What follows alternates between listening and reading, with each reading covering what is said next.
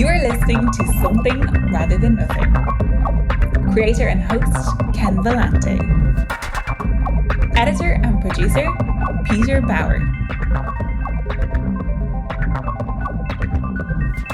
Hey everybody, Something Rather Than Nothing podcast here, and I'm so excited to talk to Meghan Lamb again. We chatted in episode 245. I'm an avid Meghan Lamb reader, and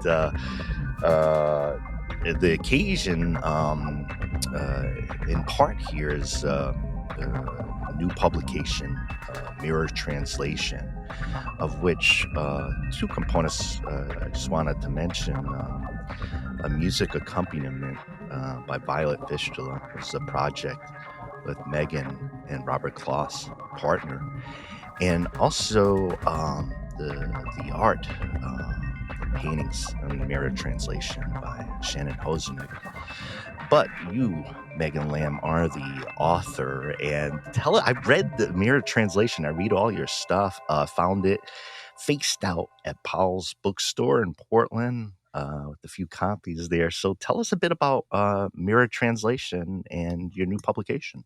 I've talked about this in a few other places. I lose track of where I've said what, but it all kind of started with this anthology that No Press with the Denver Horror Collective was putting out, that was being curated by John Tonson. And he reached out to me and asked if I would be willing to contribute a short story to this horror and uncanny fiction anthology that had all sorts of writers I really admired who had already committed to it, like Sofia Samatar and Brian Evanson. And I think Adam Galinsky was kind of the writer through which he found me, because he had reviewed something or other I had written way back when. But he was basically asking, like, could you contribute a horror story to this anthology? And I replied, like, I would be honored to be part of this. Like, there are a lot of great people already on board, but I don't think I'm a horror writer. I don't think I've ever written anything that could be considered horror, at least not like genre horror. And he basically said, I beg to differ, or I think that you could push your writing further in that direction and it would work really well. I think you've already kind of laid the groundwork for writing in that territory if you just push a little further in the direction of things being deliberately horrifying rather than accidentally horrifying or whatever they were before. But I kind of thought challenge accepted, and I wrote a horror story for this anthology, or set out to write what I consider to be a horror story. When I was thinking through what in my arsenal would be good material for a horror story, I kind of naturally landed on a lot of my experiences during the year when I lived in Hungary, during a really bad period of my life. I was in a not so great marriage, and my partner at the time really wanted to move to Europe. And there's a lot behind that and before that. But long story short, I got this job teaching at a university in Hungary, and I kind of thought of it as a last-ditch effort to maybe, I don't even know if at that point I wanted to save the marriage so much as like figure out if there was a world or if there was some other place where this marriage could exist or we could coexist. And if there was such a place, where I don't think there was, but Hungary definitely wasn't that place. Hungary, there's a shot that you gave, but it wasn't Hungary. Yeah. And then the pandemic happened while I was there. That was terrifying. But in any event, I had been trying to write toward those experiences for several years, like a nonfiction or like autofiction Yeah. book where I was kind of like writing about these are my experiences. I'm taking ownership of these things. They happen to me. But I was really struggling to find the voice that I needed to for that kind of material, and also really struggling with I don't know, not feelings of culpability, but like feelings of like what does it mean to write toward my end of these experiences that are also shared experiences to some Yeah. measure. Like I was really anxious about casting my ex-husband in negative light, whether or not he deserved to be cast in a negative light. He Yeah. probably Yeah. did. But I didn't like the idea of, I guess, getting a kind of revenge via Right. writing about someone. That whether or not the act of that would be fair, the idea of writing about it and like having like a document seemed unfair somehow. Yeah. Um, Yeah. but having this container of horror fiction to put those stories into felt very natural for me. And it gave me all the plausible deniability I needed to write whatever experiences I wanted to and cast whatever actual humans I wanted to in those stories because they're fictionalizations. So it ended up being the vehicle that I really needed to engage with some of those experiences that were horrifying from my perspective. Yeah. But yeah, long story short, that was kind of how the collection came to fruition. Everything in that collection is based on something that actually happened, but just kind of heightened and augmented times 100. Yeah. Yeah. Yeah, I was a little surprised when you were mentioning too in your conversation initially about the horror genre, or maybe like I've had this conversation with authors before. It's like kind of like what that means categorically, or when where a reader sees a lot of horror pieces or conventions within writing, and so I can be sensitive to like bodies out of shape, like in the sense of like exaggerated loneliness, searching, like trying to like all these components, and I think as placing it in a different place, right? In Hungary, and it's like where are my things to latch onto? And it was really interesting. I had a sequence where I read your book, and I noticed at the beginning just a short piece where it said it's to anyone who's ever wondered where home is. And at the same time, I was reading a poet in the Corvallis area book about coming home. So like in sequence, I was reading about like people looking for like place and home and feeling right. And there is a horror like underneath the experience as you write it of like the situation that you're in there, and that you create. um what I wanted to ask just about home, since like it came up uh a bunch here, and even in your search where you're saying like maybe like I've been in that, and it's like a situation and relationship where if we do this, Mm-hmm. maybe, right? And at the time, people on the outside are being like, if you're going to move that far with that person right here where things are now, they're like, that's the end. And other folks are being like, I don't know.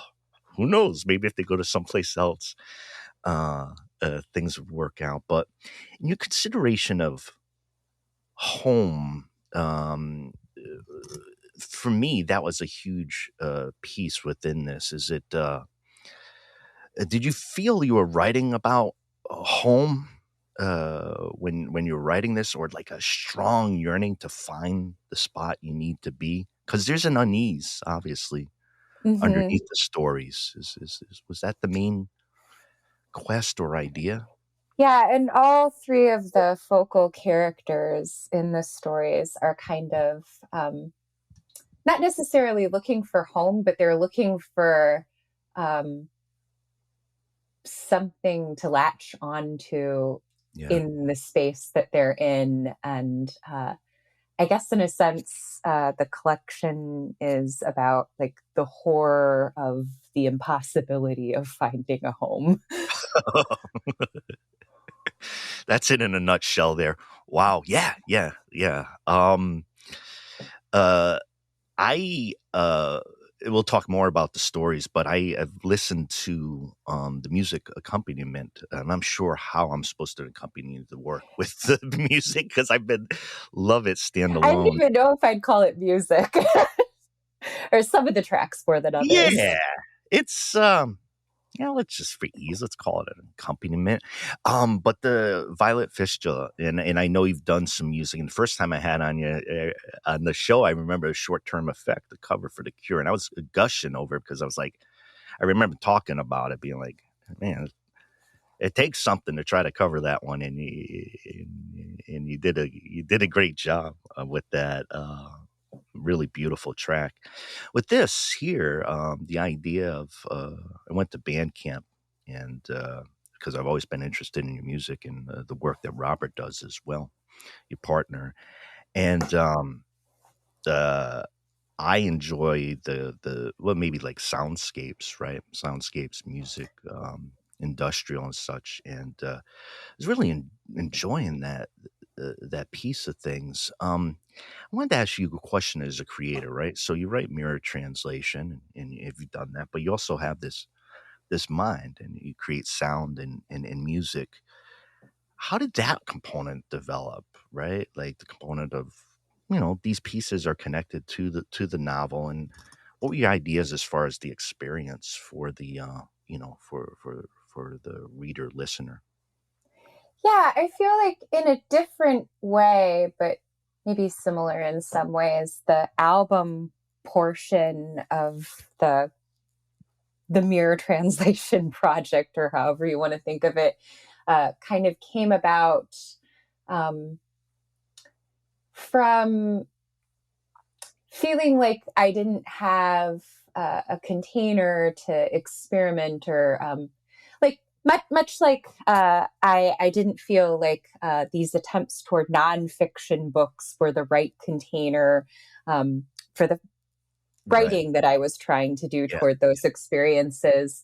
Um, when I was in Kill Scenes, the post punk band I was in before, Heck yeah. um, I I don't know. I kept feeling compelled to do weird things, or I really wanted to not just like have a role in writing the lyrics or writing the songs.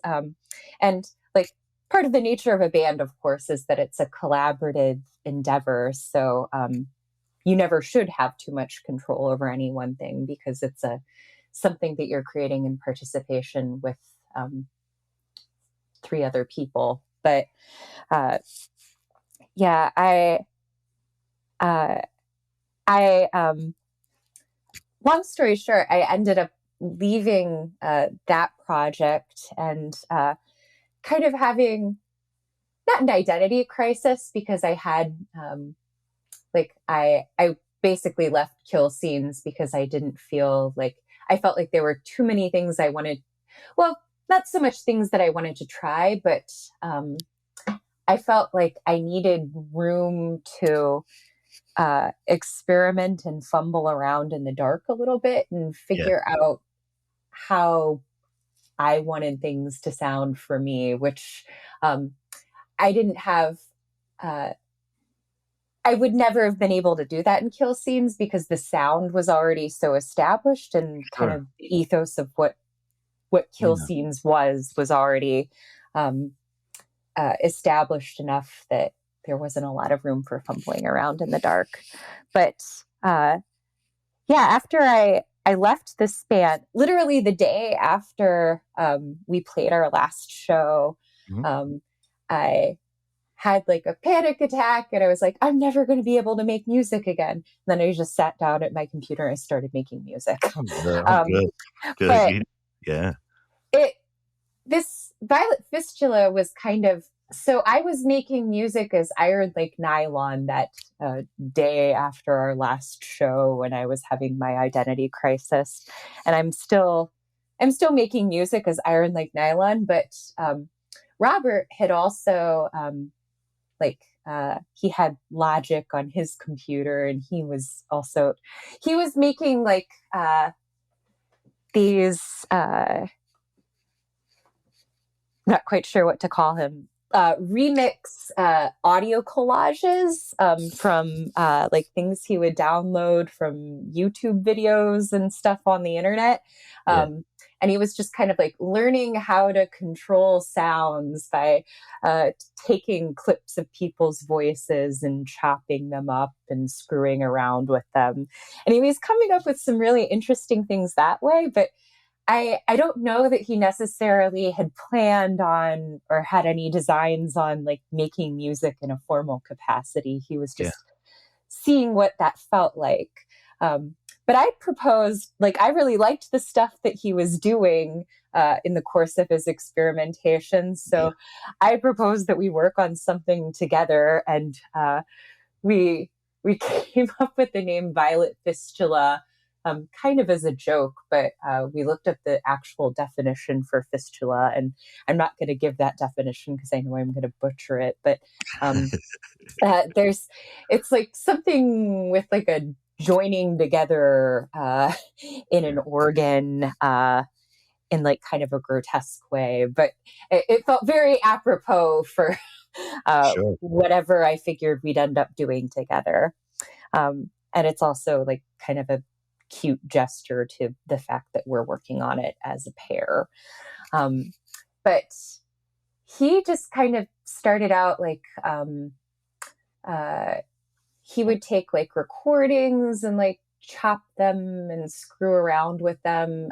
So it was like a mix of like field recordings or like sometimes like we'd be passing like a construction site or something, and he'd like hold up his phone when a machine was making a weird sound.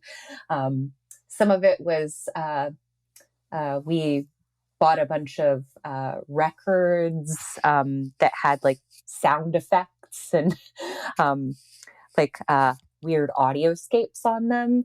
Like if you look in like one of the bottom bins in a record store, by the soundtracks, they usually have like albums of like sound effects or like speeches from American presidents, or how to teach your parrot to talk, or so there were a lot of things like that he was kind of like chopping up and screwing around with. And to the end that they're on the album, even I don't know, like, I don't know where he got like 90% of the sounds that are on there.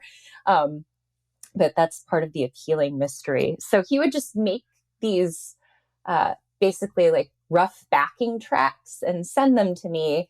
And I would listen to them. And I actually had the whole book written at that point. And I knew it was going to be published by Blamage Books, which Scott Kainberg, who runs Blamage, also runs Petite Souls, and he's a very well-known noise musician, or like very established within that world. So we had already talked about potentially, like if it all works out, like putting out an album with his label. So I was basically going through Mere translation, and like while I was listening to the tracks that Robert had made, I would make like little poems, or I hesitate to call them lyrics. I would take lines from the different stories, and I would kind of chop and screw with them in my own way. And then I would also then like take Robert's track and I would chop it up as I saw fit. But yeah, the end result was a lot of different kinds of bricolage and chopping up and like passing things back and forth. And it was all just kind of very intuitive. So it's difficult to describe beyond that, but it was exciting because it was so intuitive, and it was kind of a way to take a written product that I had made a lot of very painstaking, deliberate decisions about, and engage with it in a more intuitive, raw way, which is exciting. And I advocate for all writers trying something like that, because it's so easy to get tunnel vision or feel stuck in just the whole process of writing, and the overthinking that often accompanies writing. And it's great to have a vehicle where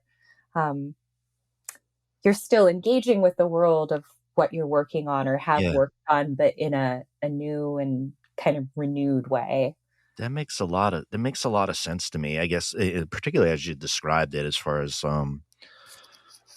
like maybe the option of saying something in that sound where you're like, I was trying to work out this friggin' thing in there, or like how to say it, and like it's on the recording, like that the sound of that, like it Yeah. didn't need to be in there, but it's like that fills it out a little more. That makes a lot of sense because it's kind of the energy in writing. It's like I want to say this, and you get caught up in your head, and sometimes it's a yell, right? Sometimes a yell or a discordant like pieces of metal, together. Excellent work, everybody. Of course, check out Mirror Translations we're talking about, but of course on Bandcamp. Violet Fistula. So cool. I love that. And I love Bandcamp particularly for that, like, it's just kind of in my head as an art lover and, enjoying your work, being like, okay, that's cool. I can download that over here right now. Talking about the book visually is striking with these gorgeous paintings, the pieces of art, intense by Shannon Hosenick. I can't, look at this book or talk about this book about these other components, but what about Shannon and where these paintings? I'm losing my mind over them. Tell us about the art that accompanies the book. Yeah, Robert and I kind of have a standing tradition now, I guess, of our friends creating cover art or Please. artwork that accompanies our projects in some way. My last book, Coward, the cover was drawn and designed by our friend Devin Stakonis, and the cover of Robert's last book, The Genocide House, which was incidentally put out by Bridge Books, the press that I edit for. But the skull on the cover is not only a print made by Devin, but it's actually her skull. She had issues with TMJ, and she long story short, had to get x-rays of her skull to show what was going on with her jaw. And she took those x-rays and created a lot of art with them. So the skull that appears on the cover of The Genocide House is based on an x-ray of Devin's actual skull. Oh, wow. Well, let me pause you there. And obviously we'll keep going with Shannon, but everybody, Robert Kloss, The Genocide House. I picked that up at his Powell's as well. Like I got this hookup from Chicago. It's just Powell's Books when it comes to your books coming out. But amazing book by Robert as well. We'll have everybody listeners. We'll have Robert on the show late spring.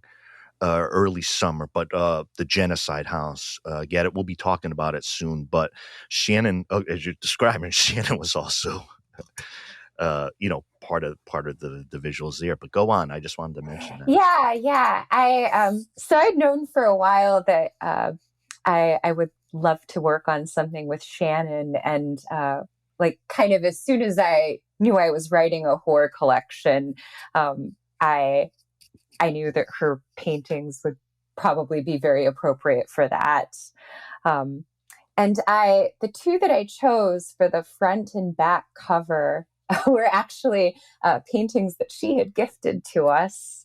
But even before she gifted to them to us, in part because when we were staying with her, her apartment is like a gallery full of paintings that she has yet to share with the internet, and like things that I've seen on the internet, and also but yeah, I saw these two paintings that I had seen her posting about on social media, and I was really struck by them in person. I was like, oh, those are two of my favorites. So she gifted them to us, but part of what I really admired about them and part of what felt so apropos for this particular book, is that they were kind of made to be a partnership with one another. And I kind of narrated my perception of the paintings when we were deciding how they would appear on the cover. And I said something like, I feel like the front cover is like a figure, like a ghostly, like human figure. And the back cover is like some grotesque transformation they've gone through. And she shared that was basically what was going through her head when she created those two paintings, is that they're two different versions of the same figure. So that was kind of cool that we both had that kind of subtext or translation of the paintings in mind, even though we hadn't articulated them overtly to one another. But I knew for sure that I wanted that to be the cover art. I just proposed to her, like, kind of offhandedly, like, it would be cool if you could do some illustrations. Like, I was thinking of having like boilerplate illustrations between the three different stories. So it would, like, if you have time, it would be cool if you could do something like that. Of course, I'm thinking like, just like a little scribble or something. Like, I wasn't expecting Shannon to make like a whole series of extraordinary paintings. There are like, I think 5 or 6 within that series that she created that didn't even end up on the pages of the book. They're stunning, and it was like almost this enmeshment with the book itself, like it's tough to describe. Well, it's an art show, right? So, like, it's tough to describe because visually they brought in, just very quickly for me, it was almost like super, like, human, ghostly, and grotesque, alien form. Yeah. And the alien form, when that appeared to me, that was sinking in with the work. It was the outsider of the don't fit in, of like, where does this creature fit in? Like, here, is it the human still, just looking at it differently? And it really, the interplay and worked wonderfully with that. And to have her actively creating towards this project, and yeah, I can imagine what Shannon's apartment, not to be creepy or anything, but Shannon's apartment, wow, like, you get to visit and get those things, but just striking. And it's the combinations of your great writing and these other components that, like, excite me, from like the kind of idea of the creating art together, and like how these pieces. Yeah, it's just another realm where, because she actually read the collection in its entirety before she created these paintings. So in addition to the album, it's this other medium through which the book is being translated by someone else. Yeah. Everybody, when we talked with Meghan Lamb, she answered all the profound questions, or most of the profound questions of life and philosophy. Most of them. On episode 245. So we got some of those out of the way and having a more casual conversation about your work. I see you and Robert over there talking about you in particular in the Chicago area, and an area that I like a lot musically. And, as I could feel, I feel something Chicago coming out of of your writing. That's just me, just kind of city, I'm industrial really city. honored to hear that and really Yeah. curious about that. Do Well, you feel like you can put a name to what it is that feels well, Chicago-ish about it? well, here's where it starts with, and pardon me for the inexactness here. When it comes to, I'm going to step way back to the sounds back behind this here too, Violet Fish, of both the content and such, but it really harkens back to me like a hugely influential piece where it's David Lynch, early David Lynch, the industrial soundscape. There's horror in there, and there's sounds, and things are tinny. What Eraserhead sounds like, a beauty and discovery in those sounds. So it's in that world. It's in that world of big industrial city of big shoulders, Chicago. So there's a whole piece back behind everything that I encounter of yours that's like that. I think part of it too is the disparate pieces of your art that you're connected with has this industrial seems like an easy word to use, but it feels of the city, and for me it feels of Chicago, and like maybe it's the toughness or maybe the rawness that's there, and I'm placing some of that in there. But that's where the whole thing comes from me and comes out of, like, in that you're doing. And so I have place, when we're talking about home and place, I think when we're talking about to begin with, it's a city I'm familiar with. And like the sounds when you're like walking under the train tracks in downtown, and there's different levels. Like, it's like I can travel up there and I can travel right. It seems so enmeshed and loud. I don't know. I see your words there. I see your sounds there. I see your books there. And same thing with Robert too. So I'll probably be more articulate on the Chicago component of it. That's where it feels like for me. Yeah. Yeah, I'm really glad that it feels that way for you. Particularly admire what you said about like the Lynchian sensibility behind the sounds, like the sense of like the sounds being a portal to another world or an opening to another world. We recently rewatched, we rewatched Eraserhead, of course. We had a David Lynch-a-thon, like I'm sure so many people of our ilk probably did after he died. Yeah. But Yeah. that was the first one we revisited in the Lynch-a-thon, and I was really struck by just the way the radiator sounds are like build, and like the tension or like the horror behind that curiosity around the radiator builds and builds to a fever pitch. And then like at the point where the sound is like so overwhelming, it seems like it's about to explode. Like that's where he actually goes into the world behind the radiator. Yeah. I think for me, like on the sounds of that, or the ethos around it, when I was younger, I saw, freaky kid, love all this wild stuff, right? And I remember buying the soundtrack. I don't know, I was like 20. And my friends were like, what the fuck is this? Like, what the fuck did you just buy? Like, and it's the Eraserhead soundtrack, but there's these beauty, mysterious singing in some of it, and just like that industrial piece. I grew up in Pawtucket, Rhode Island, so like I think sometimes like industrial collapse and what happens with the sea. Like when you talk about home, I'll give you an example. When I moved to Milwaukee, Wisconsin, a lot of people are, oh my gosh, like the building's a little bit dirty. It's Milwaukee, right? I was like, oh, this is fucking great. I just used to the industrial landscapes and what comes out of them. And another piece too, the reason why Eraserhead kind of really had an impact on me was as to deliver papers when I was a kid, right? Papers.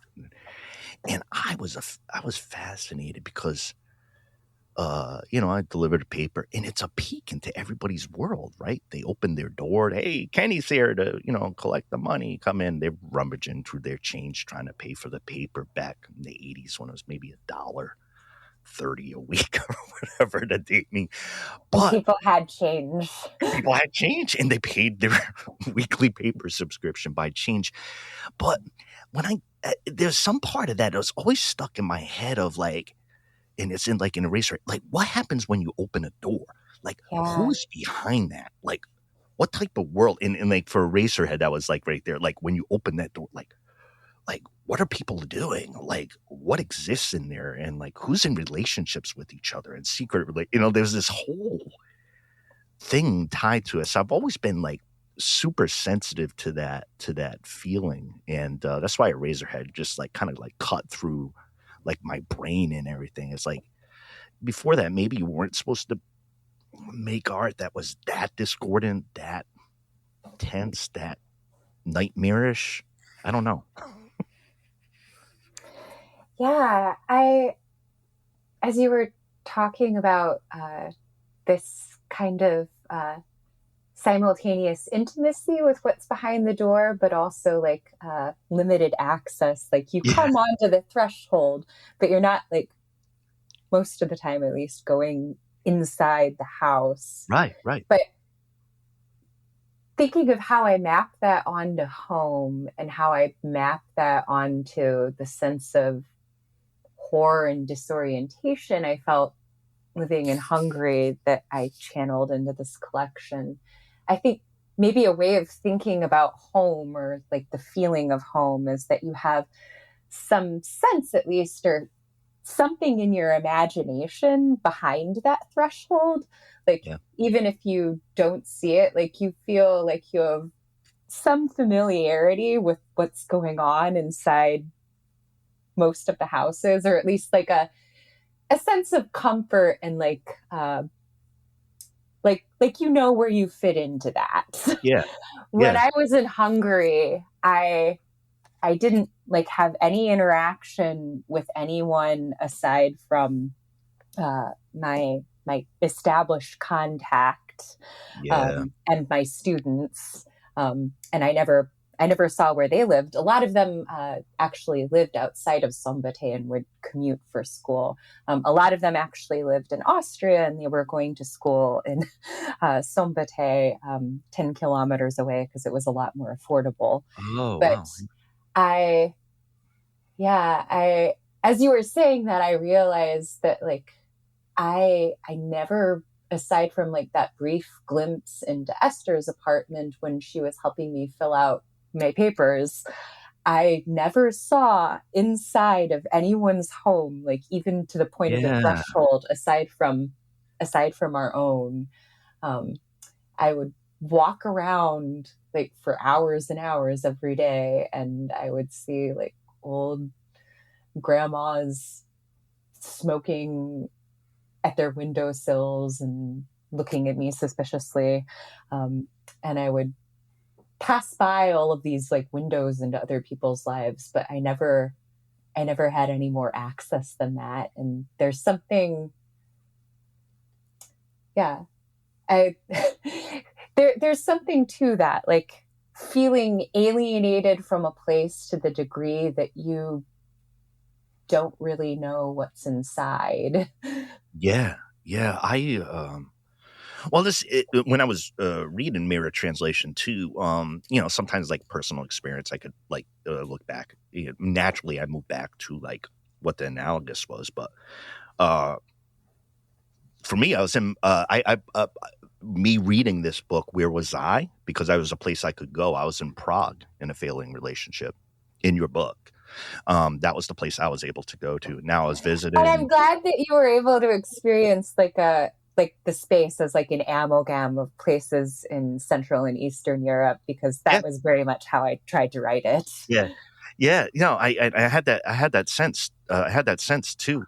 And but when I read it, was I was able to like even like the physical, how the body felt, like even way back then. I'm saying like that's how I was able to move into it. And at the time, the relationship wasn't overtly known in my head, but it was, towards the end, it was first significant relationship.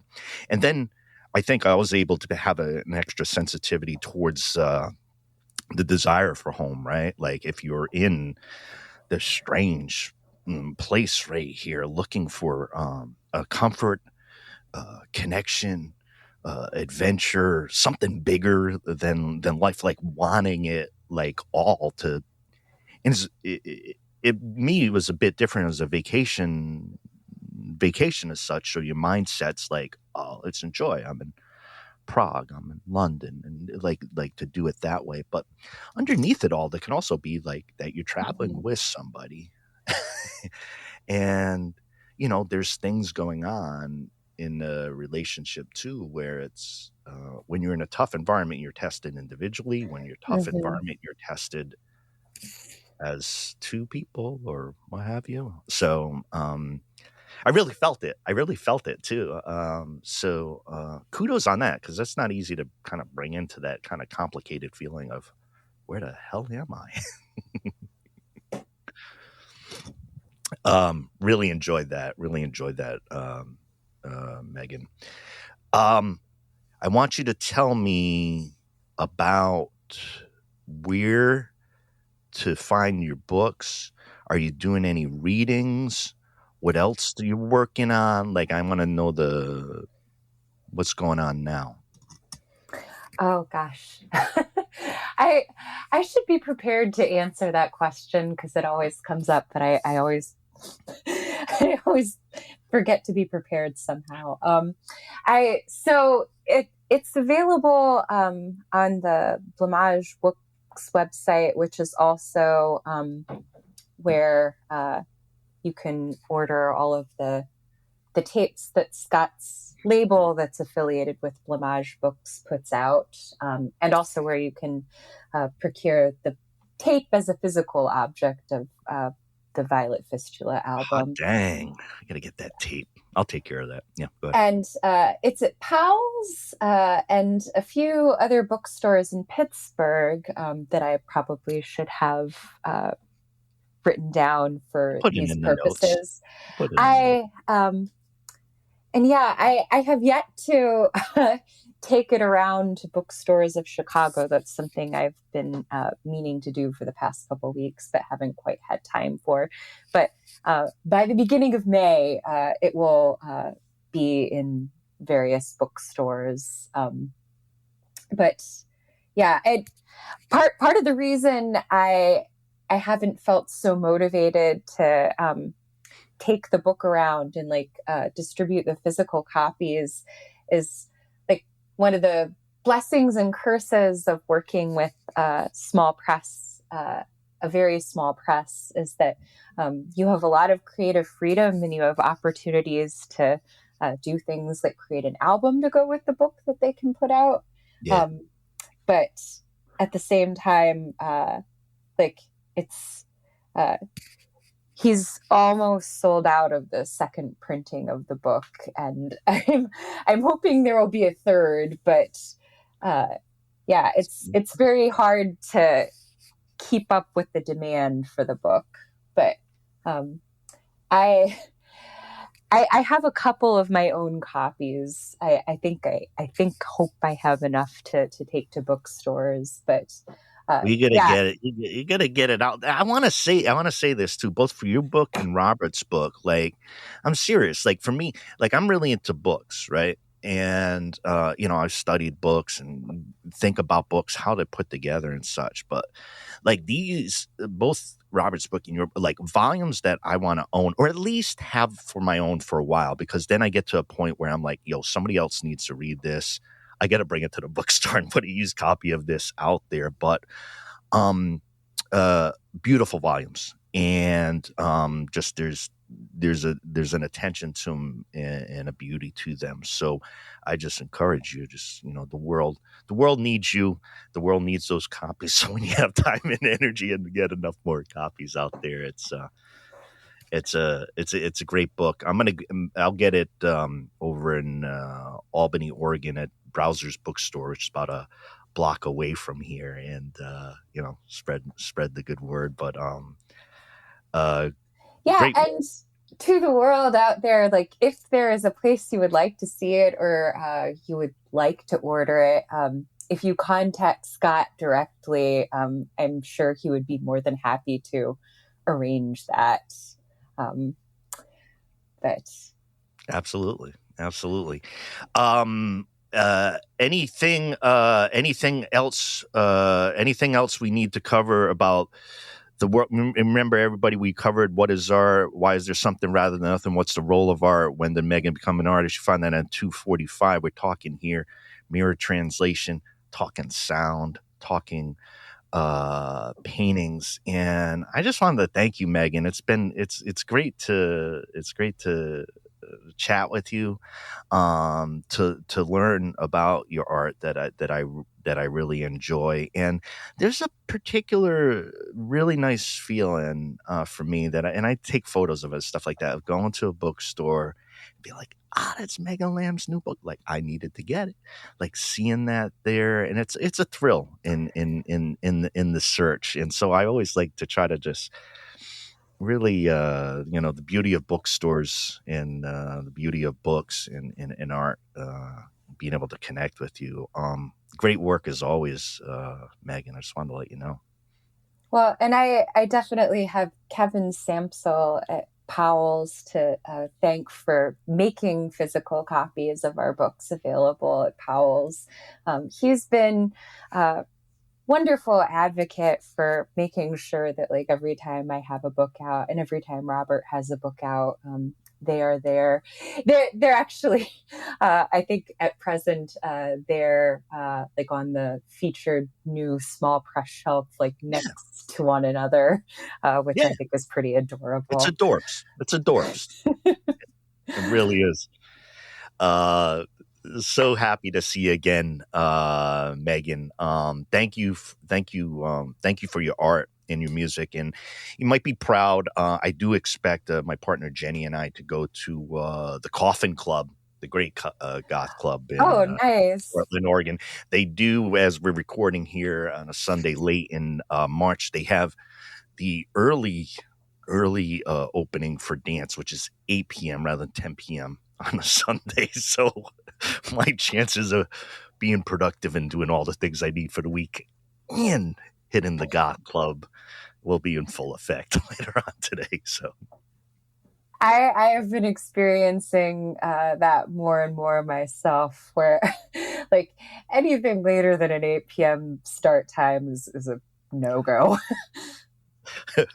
Once you start dancing, I try to get it all in and keep going, and then I'm revved up for a while, and of course work quickly approaches. Mm-hmm. But Meghan, thank you so much for popping back on Something Rather Than Nothing from the great city of Chicago. Good luck with your teaching, your art, your writing. I look forward to all your work you put together. And folks, listen up pretty soon, late spring, Robert Kloss, Genocide House, and the other part of Violet Fistula. You're getting the whole thing from this incredible art household over there in Chicago.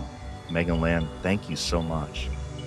Thank you, Ken, and thank you so much for sharing your personal connection to this book. It means a lot to me. Yeah, thank you. That's what books can do. Love it.